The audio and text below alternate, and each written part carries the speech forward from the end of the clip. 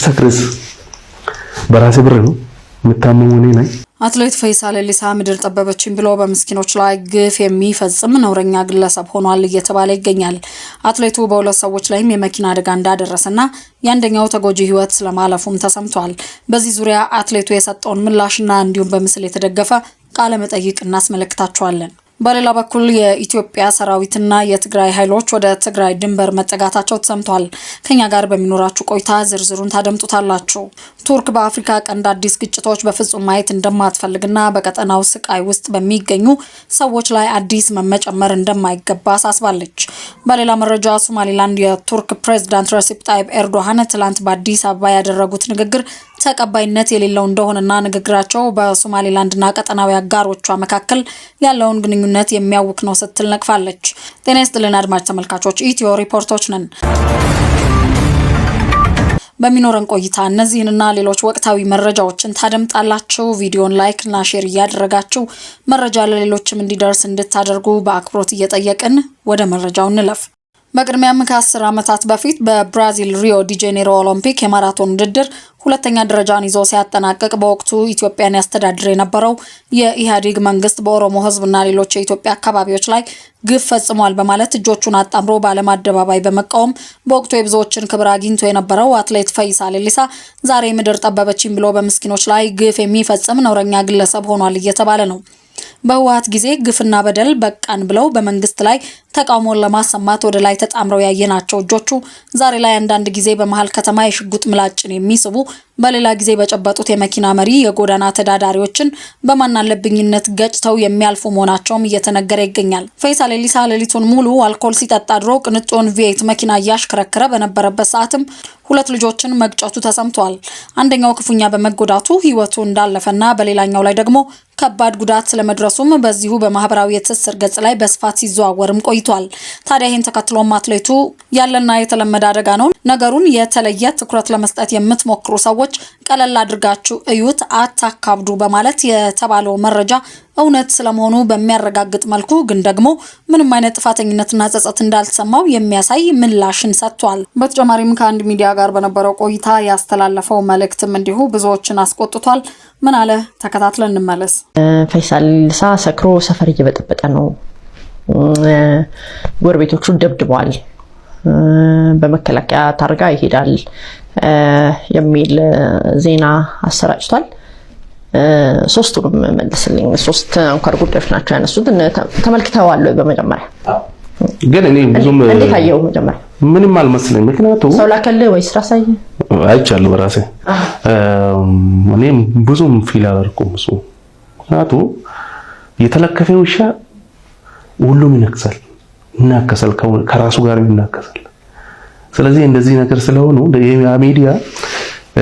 ሚዲያ ማለት ነው ዝም ብሎ ተራ አክቲቪስት አለ ዝም ብሎ የሚያወራ እንደዛ ነው እንጂ ሚዲያ ህግ አለው። እኔ ካጠፋው እኔ ግለሰብ ነኝ፣ የመንግስት ቢሮ አልሰራም፣ ስልክ አለኝ፣ ደውሎ አይጠይቁም ነበር። ያ ሁሉ ከመረገፉት በፊት ደውሎ የሚጠይቁኝስ ብሰክርስ በራሴ ብር ነው የምታመመው እኔ ነኝ። እንደገና ደግሞ የመከላከያ ምናምን መከላከያ ማጥረሻ ፈልጎ ነው እንጂ እኔ መከላከያ ነበርኩት 10 ዓመት በፊት ነው ከወጣሁ ማለት ከመከላከያ። ስለዚህ እኔን ፈልጎ ሳይሆን መንግስትን ማንካት ነው። በቃ ኦሮሞማ ነው እንደገና ደግሞ ተረኛ ነው ብሎ ለማሸማቀቅ መንግስትን ነው። እኔ መንካት አይደለም መንግስትን መንካት ሜቢ ከመንግስት ጋር ሊቀራረብ ይችላል እንደዚህ ብሎ አስበው ይሆናል። ስለዚህ እኔ የተለከፈ ውሻ እንግዲህ ወይ ይገደላል ወይ ነው ሕክምና የለው። ስለዚህ ለነሱ ምንም ማድረግ አይችልም ማለት ነው ከዚህ በላይ። የኢትዮጵያ ሰራዊትና የትግራይ ኃይሎች ወደ ትግራይ ድንበር መጠጋታቸው ተሰማ። አንድ የምዕራብ ሀገር ዲፕሎማት የመንግስት ሰራዊት ትግራይን እንደከበበና የሁለቱም ወገኖች ኃይሎች ፊት ለፊት መፋጠጣቸው ጥሩ ምልክት እንዳልሆነ እንደነገሩት ጠቅሶ የዘገበው የፈረንሳዩ የዜና ወኪል ነው። አንድ የትግራይ ምንጭም የሁለቱም ወገኖች ኃይሎች ወደ ትግራይ ድንበር መሰባሰባቸውን እንደገለጹለትም ዘገባው ጠቅሷል። የትግራዩ ምንጭ ዓለም አቀፉ ህብረተሰብ በሁለቱ ወገኖች ላይ ጫና ካልፈጠረ በስተቀር ጦርነት በድጋሚ የመቀስቀስ እድሉ እንደሚጨምርም ስጋታቸውን ገልጸዋል ተብሏል። የኬንያ የውጭ ጉዳይ ሚኒስትር ሙሳሊያ ሙዳቪዲ ኬንያ በትብብር ላይ የተመሰረተ የናይል ወንዝ አጠቃቀም እንዲኖር ገለልተኛ ሚና መጫወት እንደምትፈልግ ገለጹ። ሙዳቪዲ ከግብጽ አቻቸው ባድር አብዱላቲ ጋር ናይሮቢ ውስጥ ባደረጉት ውይይትም በናይል ወንዝ አጠቃቀም ማንም የተፋሰሱ ሀገር መጎዳት የለበትም በማለት ተናግረዋል። በናይል ኢኒሼቲቭ ማዕቀፍ ውስጥ አፍሪካ መር አካታችና ንግግር ላይ የተመሰረተ አካሄድ መከተል ያስፈልጋል ያሉ ሲሆን አብደላቲም በሐሳቡ እንደሚስማሙ ገልጸዋል። አብደላቲ ግብጽ ለኬንያ አነስተኛ ግድቦችን ለመገንባት $100 ሚሊዮን መመደቧንም ይፋ አድርገዋል። የግብጽ የቀይ ባህር ወደቦችን ከኬንያ ወደቦች ጋር የሚያገናኝ የባህር መስመር እንዲፈጠርም ጠይቀዋል። ግብጽ የኬንያው ፕሬዝዳንት ዊሊያም ሩቶ በኢትዮጵያ ህዳሴ ግድብ ምርቃት ላይ በመገኘታቸው ማዘኗን መግለጹ አይዘነጋም። በሌላ በኩል ከ11 ዓመት በኋላ በኢትዮጵያ ጉብኝት ለማድረግ አዲስ አበባ የገቡት የቱርኩ ፕሬዝዳንት ረሲፕ ታይብ ኤርዶሃን ቱርክ በአፍሪካ ቀንድ አዲስ ግጭቶች በፍጹም ማየት እንደማትፈልግና በቀጠናው ስቃይ ውስጥ በሚገኙ ሰዎች ላይ አዲስ መመጨመር እንደማይገባ ተናግረዋል። ፕሬዝዳንቱ አክለውም የአፍሪካ ቀንድ የውጭ ኃይሎች የመፋለሚያ ሜዳ ሊሆን እንደማይገባም አሳስበዋል። ፕሬዝዳንቱ ማሳሰቢያውን ያሰጡት ከጠቅላይ ሚኒስትር አብይ አህመድ ጋር በሰጡት የጋራ ጋዜጣዊ መግለጫ ላይ ነው። በኢትዮጵያ በኩል ከፍተኛ ግምት የተሰጠው የቱርኩ ፕሬዝዳንት ጉብኝት አቀባበልና ጋዜጣዊ መግለጫ በብሔራዊው ቴሌቪዥንም በቀጥታ ተላልፏል። ኤርዶሃን 7 ደቂቃ በፈጀው የተጻፈ ንግግራቸው ካነሷቸው ጉዳዮች መካከልም የአፍሪካ ቀንድ ሰሞነኛ የፖለቲካ ሁኔታ ይገኝበታል። የዓለም ሁሉ አይን በአፍሪካ ቀንድ ላይ ባረፈበት በዚህ ጊዜ የኢትዮጵያ ረጅም ዘመናትን ያስቆጠረ የሀገረ መንግስት መዋቅርና ተምሳሌታዊ አስተዳደር የበለጠ አስፈላጊ የሆነ መጥቷል ያሉት ፕሬዝዳንት ኤርዶሃን በአፍሪካ ቀንድ ላይ ቱርክ ያላትን አቋም አያይዘውም ግልጽ አድርገዋል። ኢትዮጵያ በምትገኝበት ቀጠና ሁሉ ያሉ ሀገራት ሉዓላዊነትና የግዛት አንድነት አስፈላጊነት ላይ ያለንን አቋም በተለይ አጽንኦት መስጠት እፈልጋለሁ ብሏል የቱርኩ ፕሬዝዳንት።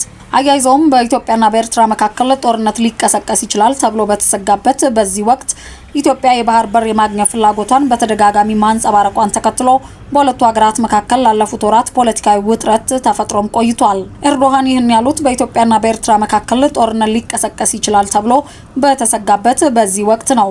ኢትዮጵያ የባህር በር የማግኘት ፍላጎቷን በተደጋጋሚ ማንጸባረቋን ተከትሎም በሁለቱ ሀገራት መካከል ላለፉት ወራት ፖለቲካዊ ውጥረት ተፈጥሮም ቆይቷል። ጠቅላይ ሚኒስትር አብይ በሰጡት የጋራ የጋዜጣዊ መግለጫ ላይም ይህንኑ የባህር በር የማግኘት ጉዳይ አጽንኦት ሰጥተው አንስተዋል።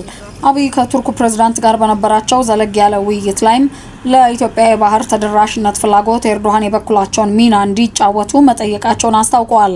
ከ130 ሚሊዮን ሕዝብ በላይ ያላት ሀገር ሲ አክሰስ ተከልክላ በዓለም ላይ ካለው ልምምድና ትሬንድ ውጪ በጠላቶቻችን ደባ ለረጅም ጊዜ የጂኦግራፊ እስረኛ ሆና እንድትቆይ መደረጉ ትክክል አለመሆኑና እንደ ቱርክ ያሉ የኢትዮጵያ ወዳጆች በዲፕሎማቲክ መስኩ ጫና በመፍጠር በሰላማዊ መንገድ ኢትዮጵያ የሲ አክሰስ ማግኘት የምትችልበትን ሁኔታ እንዲያግዙ በስፋት ተወያይተናል ሲሉም ጠቅላይ ሚኒስትር አብይ በጋዜጣዊ መግለጫው ላይ ተናግረዋል። ለኢትዮጵያ እድገት ሎጂስቲክስ አንዱ ትልቅ ማነቆ እንደሆነ የጠቀሱት ዶክተር አብይ ሀገሪቱ ለባህር ተደራሽ መሆኗ ቁልፉን ነገር የሚይዝ እንደሆነ ማስታውቀዋል። በዚህ ጉዳይ ከቱርኩ ፕሬዝዳንት ጋር የነበራቸውን ውይይት ጠንከር ያለ ሲሉ የገለጹት ጠቅላይ ሚኒስትሩ ኤርዶሃን በዚህ ረገድ ለሚጫወቱት ሚናም ምስጋናቸውን አቅርበዋል። የቱርኩ ፕሬዝዳንት ለጋዜጠኞች በንባብ ባሰሙት ንግግራቸው ላይ የኢትዮጵያን የባህር በር ተደራሽነት ጥያቄን በቀጥታ አላነሱም። ይሁንና ኢትዮጵያና ሶማሊያ በተመሳሳይ ጉዳይ የገቡበትን ውዝግብ በአንካራ ከተማ ባደረጉት ስምምነት ለነበራቸው ተሳትፎ አመስግነዋል። ኢትዮጵያና ሶማሊያ ልዩነቶቻቸውንና አወዛጋቢ ጉዳዮችን ወደ ኋላ ለመተውና ትብብር ለማበጀት በአንካራ ስምምነት የተፈራረሙት በታህሳስ 2017 ዓ.ም መጀመሪያ ላይ ነበር። ሁለቱ ሀገራት በቱርክ አመቻችነት በተፈራረሙት በዚሁ ስምምነታቸው አንዳቸው ለሌላው ሉዓላዊነት፣ አንድነት፣ ነጻነትና የግዛት አንድነት ያላቸውን ክብርና ቁርጠኝነት መግለጻቸውም ይታወሳል። ቱርክ ሁለቱን የምስራቅ አፍሪካ ጎረቤት ሀገራት ያሸማገለችው ኢትዮጵያ ከራስ ገዟ ሶማሌላንድ ጋር የአጋርነትና የትብብር ስምምነት ከተፈራረመች በኋላ የተፈጠረውን ፖለቲካዊ ውጥረት ለመፍታትም ነበር። ኢትዮጵያና ሶማሌላንድ በታህሳስ 2016 ዓ.ም የተፈራረሙት ስምምነት ኢትዮጵያ የባህር በር እንድታገኝ መንገዱን የጠረገም ነበር። ስምምነቱ በአንጻሩ ለሶማሌላንድ ከኢትዮጵያ እውቅና እንደሚያስገኝላት በወቅቱ ተገልጿል። ይህን ስምምነት ሶማሌላንድ የግዛት አካል ነች የምትለው ሶማሊያ አጥብቃ ማውገዟን ተከትሎም በኢትዮጵያና በሶማሊያ መካከል ያለው ዲፕሎማሲያዊ ግንኙነት እስከ አንካራው ስምምነት ድረስ ሻክሮ ቆይቷል። ይህ በእንዲህ እንዳለ ሶማሊላንድ የቱርክ ፕሬዝዳንት ረሲፕ ታይብ ኤርዶሃን ትላንት በአዲስ አበባ ያደረጉት ንግግር ተቀባይነት የሌለው በሶማሊላንድና ቀጠናዊ አጋሮቿ መካከልም ያለውን ግንኙነት የሚያውክ ነው ስትል ነቅፋለች። ኤርዶሃን ለይፋዊ የስራ ጉብኝት ኢትዮጵያ ሳሉ እስራኤል ለሶማሊላንድ የሰጠችው የሀገርነት እውቅና ለሶማሊላንድም ሆነ ለአፍሪካ ቀንድ ምንም ጥቅም አይኖረውም ብለዋል። ለዚህም ሶማሊላንድ በሰጠችው ምላሽ በአፍሪካ ቀንድ ያሉ ሀገራት የውጭ ጉዳይ የፖሊሲ ውሳኔዎች የቀጠናው መንግስታትና የህዝቡ መሆን አለባቸው ብላለች። ከሶማሊላንድ የወጣው መግለጫ የውጭ ተገዳዳሪ ኃይሎች በቀጠናው ገብተው መረጋጋትና ትብብር መታወክ የለበትም ይላል። በጠቅላይ ሚኒስትር አብይ አህመድ ግብዣ አዲስ አበባ የገቡት ኤርዶሃን ኢትዮጵያ በምትገኝበት የአፍሪካ ቀንድ ቀጠና ውስጥ በተለይም ለአገራት ሉዓላዊነትና የግዛት አንድነት ትኩረት እንደምትሰጥ ተናግረዋል። በዚህ ረገድ እስራኤል ለሶማሊላንድ እውቅና መስጠቷ ለሶማሊላንድም ሆነ ለአፍሪካ ቀንድ ምንም ጥቅም እንደማይኖረው በድጋሚ መግለጽ ወዳለው ሲሉም እስራኤል ታህሳስ መጨረሻ የወሰደችውን እርምጃ ተችተዋል። ሶማሊላንድ ባወጣችው መግለጫ ቱርክ የቀጠናውን ውጥረት የሚያባብስ አቋም ከማንጸባረቅ እንድትታቀብም አሳስባለች። ቱርክ የጋራ ትብብርን እንዲሁም ሉዓላዊ ውሳኔ ሰጭነትን እንድታከብርም ሶማሊላንድ ጠይቃለች። መግለጫው ሶማሊላንድ ከቀጠናውና ከዓለም አቀፉ ማህበረሰብ የአገርነት እውቅና ለማግኘት የምታደርገው ጥረት ሰላማዊ፣ ህጋዊና ዲሞክራሲያዊ መሰረት ያለው ነው ብሏል። የሩሲያና የዩክሬንን ጦርነት ለማስቆም ያለመው አሜሪካ ያሸማገለችው ውይይት ያለምንም ውጤት መጠናቀቁ ተነገረ። በስዊዘርላንድ ጄኔቫ የተካሄደው የሶስትዮሽ ንግግር ማክሰኞ ዕለት አመሻሽ ላይ ቢጀመርም ረቡዕ ግን መካሄድ የቻለው ለ2 ሰዓታት ብቻ መሆኑ ተነግሯል። የአሜሪካው አምባሳደር ስቲቭ ዊትኮፍ በውይይቱ ላይ ያላቸውን ተስፋ ተናግረው የነበረ ቢሆንም የሩሲያም ሆነ የዩክሬን ተደራዳሪዎች አስቸጋሪ መሆናቸውን ገልጸዋል።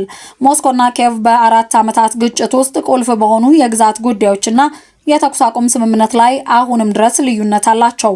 የነበረው ውይይት አስቸጋሪ እንደነበር ያመኑት የሞስኮ ተደራዳሪ ቭላዲሚር ሜዲንስኪ ድርድሩ የተለመደው አይነት እንደነበርና ሌላ ስብሰባ በቅርቡ እንደሚካሄድም ተናግረዋል። የዩክሬኑ ፕሬዝዳንት ቮሎዲሚር ዜሌንስኪ ድርድሩን በሁለቱ ወገኖች አቋም ልዩነት የተነሳ ቀላል አልነበረም ሲሉ ተናግረዋል። የዩክሬኑ ተደራዳሪ ሩስቴም ኡሜሮቭ በውይይቱ ምንም እንኳን ለውጥ ባይታይም ከፍተኛና ጥልቅ በማለት በዚህ ደረጃ ምንም አይነት ዝርዝር ጉዳዮችን ይፋ ማድረግ እንደማይቻል ተናግረዋል። ይህ በሁሉም ወገኖች መካከል ስምምነትና በቂ ጊዜ የሚፈልግ ውስብስብ ስራ ነው ሲሉም ኡሜሮቭ ተናግረዋል። የውይይቱ ማብቃት ከመነገሩ ጥቂት ቀደም ብሎም ዜሌንስኪ ሩሲያ ወደ መጨረሻው ደረጃ ሊደርስ የሚችል ድርድርን ለማዘግየት እየሞከረች ነው ሲሉም ከሰዋል። የሩሲያና የዩክሬን ልዑካን ቡድን ለመጨረሻ ጊዜ የተገናኙት በጥር ወር አሜሪካ አቡዳቢ ላይ ባዘጋጀችው የድርድር መድረክ ላይ ነበር። ይህም በጥቂት ወራት ውስጥ የመጀመሪያውን የእስረኞች ልውውጥ ማድረግ አስችሏል። ረቡዕ ዕለት ዜሌንስኪ ሌላ የእስረኛ ልውውጥ ሊኖር እንደሚችልም ጠቁመዋል። የአሜሪካው ፕሬዝዳንት ዶናልድ ትራምፕ በሩሲያና በዩክሬን መካከል የሚካሄደው ጦርነት እንዲያበቃ ለማድረግ የሚደረገውን ዲፕሎማሲያዊ ጥረት ይመራሉም ተብሏል። ውድ የኢትዮ ሪፖርት ተከታታዮች ለሰዓቱ ያዝናቸውን መረጃዎች እዚህ ላይ አበቃን። በቀጣይ በሌሎች መረጃዎች ደግመን እስከምንገናኝ ጤና ይስጥልን፣ ቸር ያሰማን።